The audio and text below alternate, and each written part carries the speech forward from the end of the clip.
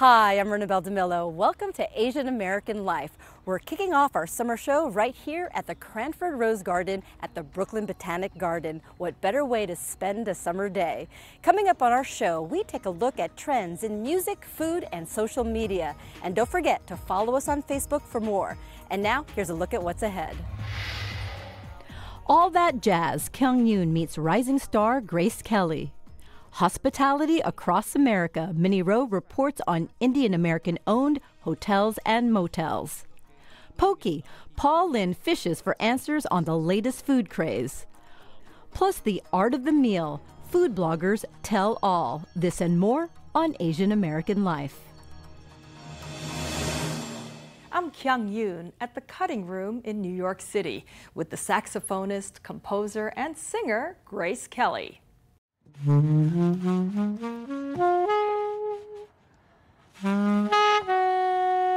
She's being hailed as a new face of jazz. With her aqua-streaked hair and Asian ethnicity, Grace Kelly is not your typical jazz standard. There's so many things about my name and the way I look. Being a woman and Asian American and playing this instrument, saxophone in jazz, is very unusual. But the 25-year-old music sensation says when it comes to jazz, all that really matters is whether or not you've got the chops.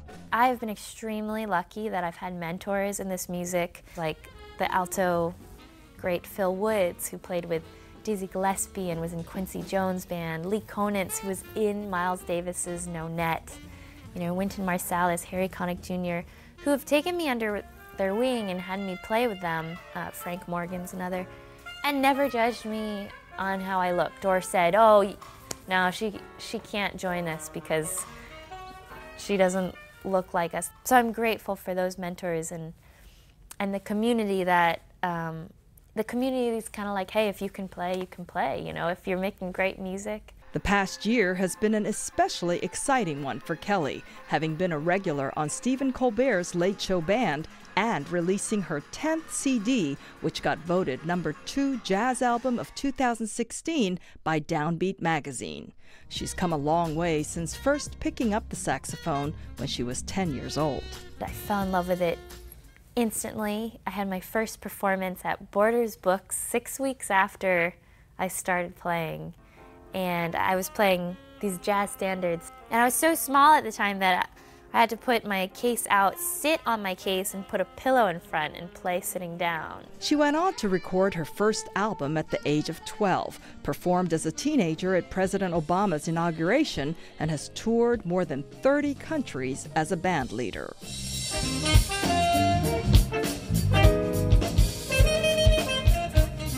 Born as Grace Chung in Wellesley, Massachusetts, Kelly adopted her stepfather's Irish surname when she was 8 years old. My parents played a lot of the tenor saxophonist Stan Getz when I was growing up. And these great Brazilian songs, Joe Beam, Girl from Ipanema, and Stan Getz would play on these songs, and I just grew up with these recordings and loving the sound that he would make from the saxophone. So I think in my head I always knew I love the saxophone. She also grew up singing and making up her own songs, here belting out her first composition when she was 7 years old. On my way home, looking for someone. My mom, she said, as soon as you could talk, you were singing. And I was a huge Broadway lover. I mean, my parents would take myself and my sister to New York City every year, 2 times a year, and we'd see these incredible Broadway shows. What were some of your favorite shows? My favorite was Thoroughly Modern Millie, and Sutton Foster was the lead, and I knew the whole soundtrack. We actually went to see it twice. Even as she charts her own professional journey, Kelly finds time to give back through her talents. She donated the proceeds of a song she wrote called She's the First to support scholarships for girls around the world who are the first in their families to get an education. The catchy tune is catching on. She is the first to dare, leave her mark, first to rise, start a spark. And it's been a beautiful thing to see how music, and particularly a song, can be such a personal thing, bring people together. And in this case, for young women around the globe who might need that support. Luckily, they've been able to get it financially, but also mentally. Like the song brings something out of them and helps them get to school every day or gives them a beat to walk to. So it's been really a beautiful thing. And Kelly says she's been surprised to find out that she's a role model to so many young women and girls. I met a girl the other day. I was having brunch with my friend, and I was in line for the bathroom, and she came up to me and she said, "Are you Grace Kelly?" And I was like, "Yeah." I didn't have my saxophone or anything. And she's Asian American, and she said, "I'm your biggest fan. I'm visiting from Seattle." And she's like, can I take a selfie? And she said, "You know, my saxophone teacher told me to look you up, and there's not like many other female Asian American women who are playing the saxophone. I really look up to you." Kelly is also innovating to bring jazz to a younger audience. She recently launched a video pop-up series on social media that's already garnered more than 1 million views. Basically, I take my horn, and wherever I'm traveling, I'll find like a really fun thing to do. And it's my way of trying to bring my music and jazz and the horn like to places and audiences where you wouldn't expect it, and for it to be this approachable thing. But I think it's important as a young artist to be like merging traditional media with, you know, social media and just trying to make this music presented to everybody. Grace Kelly is producing 2 web series as well as writing her 11th album. Plus, she's working on an electronic dance music project. All this while keeping up a demanding touring schedule. It's clear that we'll be hearing from this talented young musician across many platforms. I'm Kyung Yoon for Asian American Life. I'm Minnie Roh. If your summer plans involve traveling the United States and staying at a hotel, chances are the place you stay may be owned and operated by Indian Americans. But the reason behind how and why the Indian Americans came to dominate this industry makes this more than just a simple story about an immigrant group achieving the American dream.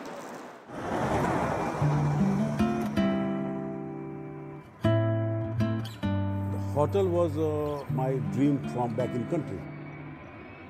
Patel came to the United States in 1981 from the state of Gujarat in India with his family and a dream to own hotels.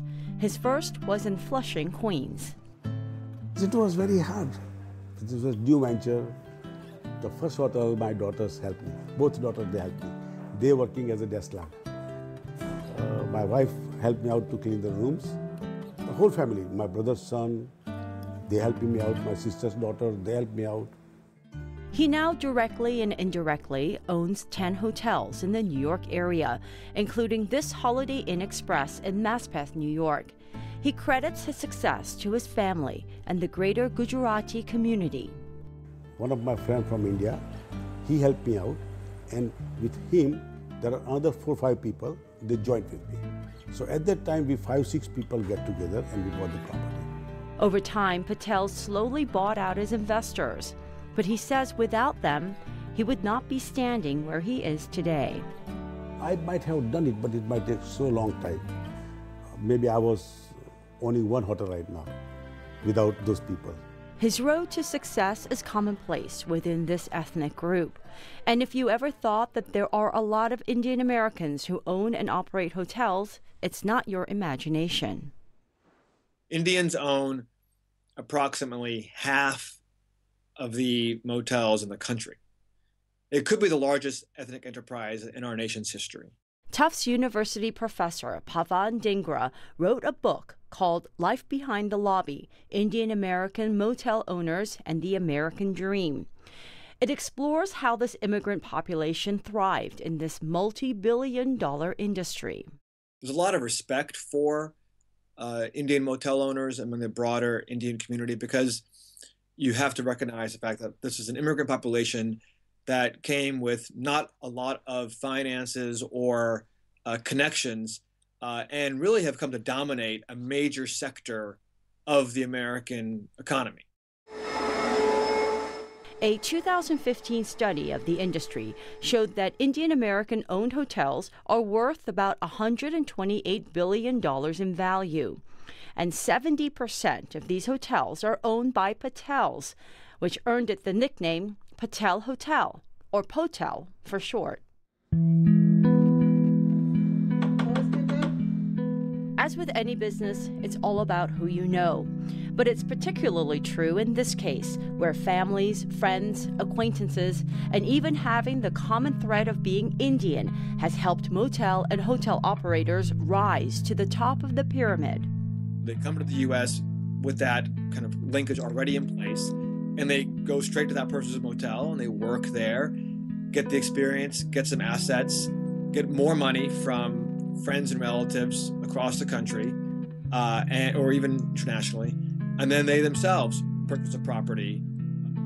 Until the mid-1940s, it was extremely difficult for Indians to even come to this country, let alone own businesses or real estate.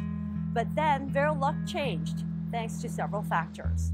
The Immigration Law of 1946 was one of the first laws to break down slowly the ban on Asian immigrants from the 1920s. It did allow, Indians to migrate, and some of those who did were those pioneers, as they're called, in the motel industry, these Gujaratis who came over. This first wave of Indians came as seasonal farm laborers, mostly to the San Francisco area. In the off-season, they would look for work in the city while staying at residential hotels. Some of these seasonal laborers who had migrated from Gujarat, stayed at this place, realized that, they themselves, they pooled their assets, could run one, and there were those who were looking to sell. And those looking to sell were none other than the Japanese Americans, who at the time were living in internment camps. Properties were available to buy, and these Indian owners, future owners, were able to procure some. And so that got them a foothold in the industry in the 1940s and 50s, and then it kind of grew from there. So the Gujarati Indians were at the right place at the right time.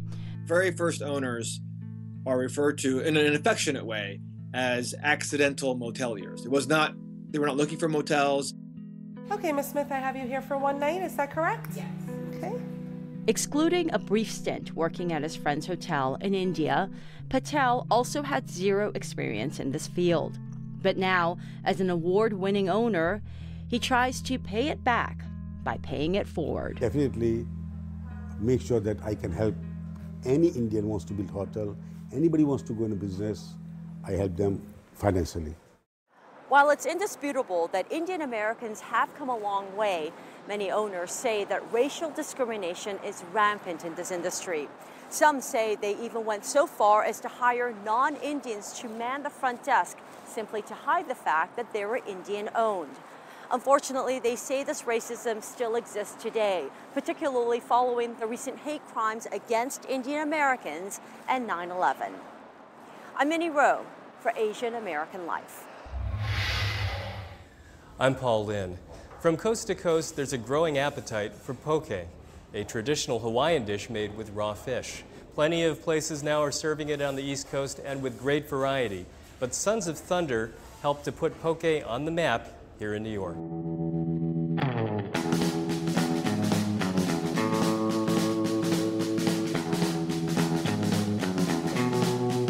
I don't think many people knew about poke back in October 2015. And it was a rough start. I think we were giving out samples on the street and people were asking, what is this food? Is this sushi? And we were like, not really, it's a Hawaiian dish. And the New York Times came and they wrote about us and they called us the best poke shop in the city. And ever since then, it's just been a dream,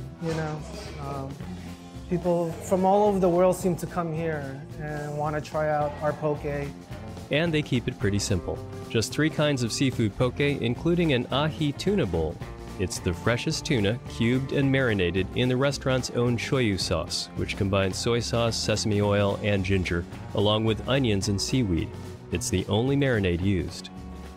And we will mix that with the fish and the sauce. And we offer a spicy mayonnaise if they like it spicy. We also serve vegetarian options such as tofu, golden beets. It's a very simple poke, but it seems to translate well over all the different fishes we serve, like salmon and octopus. This keeps the food in touch with its origins and the focus on quality fish, and the taste reminiscent of what the brothers remembered growing up. Our grandparents and our parents immigrated through Hawaii, through the West Coast, and we grew up here in New York City though. We enjoyed poke as young children as well, and different interpretations of it. Our dream was always to have a restaurant and a place where we can serve people good food, food that we would eat at home. In Hawaii, poke is really just the marinated fish, maybe a side dish. At Sons of Thunder, poke is a meal in a bowl. We have our poke, we have your choice of rice, white, brown. We even do a lemon cauliflower rice for non-carb eaters. And then we put some greens in there, and then you can add an assortment of different toppings. So I don't think you would find the bowl, so to speak, in Hawaii, but that's how we serve it here in New York. Poke in Hawaiian means to slice or cut. Native Hawaiians caught fish, chopped it, and added simple seasonings like seaweed, crushed roasted local nuts, and salt.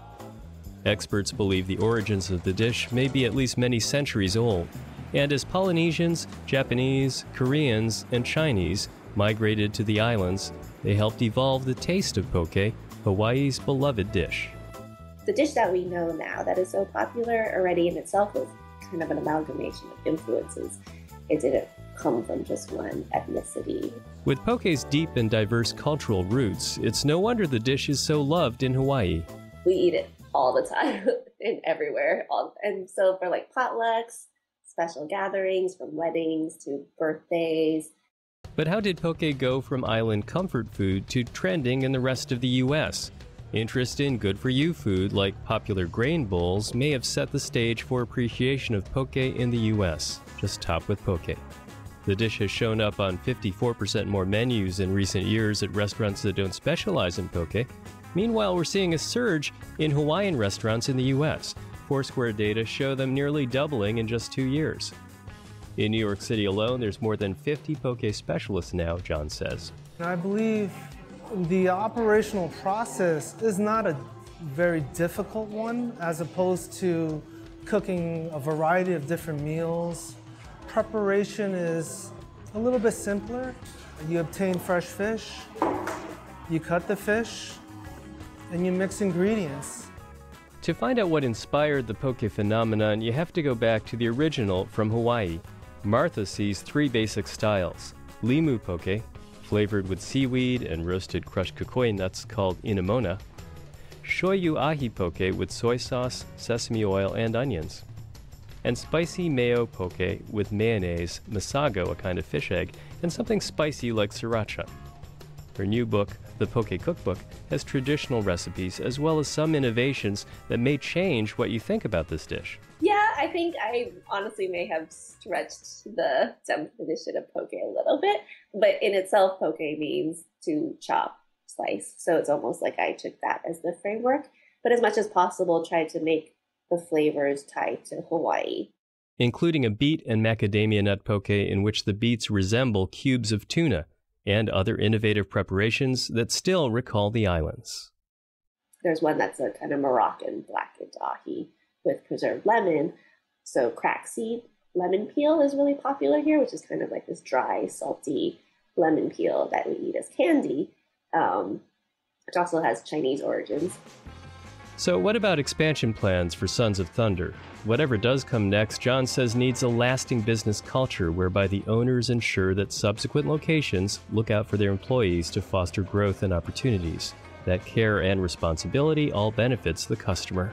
We feel like if we take care of our people, the business will take care of itself in the sense that the workers will take care of the customers because they're happy to be here, they're happy to work here, and I think customers can tell. And what about the surging number of poke restaurants in the U.S.? Can the market sustain, for example, a $20 poke bowl? One might ask, is poke a fad that will fade? It's not like a cronut, say, that doesn't have that history, which could disappear in a couple years, and it's not like someone's tradition would be missing. So poke will always exist. Poke, the beloved Hawaiian dish with so much history, so many influences and fans, it's sure to stick around. I'm Paul Lin for Asian American Life. Food bloggers are dishing up the latest in food news and trends, and some of the most influential bloggers just happen to be Asian American. Here's more. Hashtag foodie, hashtag nom nom, hashtag food porn. Are you like me and thousands of others who are obsessed with food on Instagram? Cascading noodles, melting ice cream, juicy burgers, mouth-watering dumplings. The top Instagram hashtag food had 182 million posts in 2016. That's a lot of food photos. And while most of us are just posting photos for fun, do you like my photo of pork buns from the famous dim sum restaurant Tim Ho Wan? Many have turned a snapshot into a lifestyle. I think we just kind of, the people who are like myself who are passionate about food, you know, we go out, we take pictures of the food that we like to eat, and we help promote the restaurants. And for me, it's a passion. Meet Ben Han, better known as Stuff Ben Eats. Ben joins a growing list of Asian American food bloggers who are literally eating their way to the top of the food influencer list. And hovering at the top of that list is Christine Yee of CY Eats. I think Asians, like, they all have the same culture, and they grew up in this very family-oriented environment where a lot of like their events and family occasions like centered around food. And I don't know an Asian who doesn't love food, so. Yee is what's known as an elite foodstagrammer, which according to the website Thrillist means you have more than 100,000 followers. Christine has 168,000 and counting. Love them or hate them, snapping photos of food and posting on Instagram is one of the most popular uploads on the social media sharing site. There are no stats on the number of food bloggers on Instagram, but there are stats on the top foods that are posted. Pizza is number 1, but close behind is sushi with 13.5 million photos posted in 2016. Ramen and noodles also made the top 20 list. When Christine decided to focus solely on food, she went from 10,000 followers to 100,000 in 1 year. Not bad for this Johns Hopkins grad who worked in finance. I quit my job. I also got a divorce. And my girlfriend was sitting with me and she's like, what are you gonna do? Like, and I just wanna be happy. I really wanna just eat well and enjoy life. She's like, you should Instagram. Ben, meanwhile, grew up in New Jersey where his mom owned a restaurant. When I was a little kid, my mother would bring me to the restaurant every day. There was no babysitter. Basically, I would sleep in the back by where all the supplies were in a little cot, or on top of the freezer with a little mattress. And, you know, ever since I was a little kid growing up through college, you know, I was in the restaurant, just helping out and kind of being surrounded by that environment. Both agree that food bloggers have changed the restaurant game, helping small business owners, including Asian American entrepreneurs, who can't afford expensive marketing campaigns. And because Ben grew up in the small restaurant business, he hopes to help fledgling owners, including Jimmy Vo of the new Vietnamese restaurant Madame Vo in the East Village. I think Instagram has changed it a lot. Right now, I think it's the most powerful tool for marketing, you know, in terms of brand awareness and also getting a restaurant's name out to the public. I think it's very, very powerful these days. I have about 2 million impressions a week, and I reach about 750,000 unique accounts every week. So when you're reaching that many different people, people want to take advantage of that, and brands want to take advantage of that. So I think that's kind of just, every advertising is moving into that in that direction. Both are officially influencers, and they say their inboxes are filled with invitations to restaurant openings. Influencers can put restaurants on the foodie map and vice versa. It was this photo of 2 taiyaki fish ice cream cones that got Ben notice. Soon after, the website Refinery29 named him one of the Instagram food bloggers to follow in 2017. I think my favorite food to shoot is probably noodles. Just, you know, they're beautiful in the bowl by itself without doing anything to it, you know, especially if the toppings are really colorful, or, you know, you can kind of play around with it and lift up the noodles to kind of create this beautiful waterfall effect with the noodles, or just kind of make it messy like a bowl of pasta and just kind of have it like look like it's kind of messed into, and There's so many fun things you can do with noodles. So you're going to show me how to do So yeah, what is this called? Lifting noodles. So you would kind of grab like some meat, go in from the bottom, and just kind of, just do a little lift. Yeah. Get whatever noodles you can. You know, these noodles are a little thinner and a little shorter, so it's a little tough to do a long noodle pull, but you can just do a little bit, like a little just a baby one, yeah. Right. Just to show the texture of the followers. noodles. Exactly. Show the texture of the noodles, the meat, and then we can take a photo like that. Christine, meanwhile, loves taking photos of dumplings and pasta. This photo alone got 16,300 likes and more than 200 comments.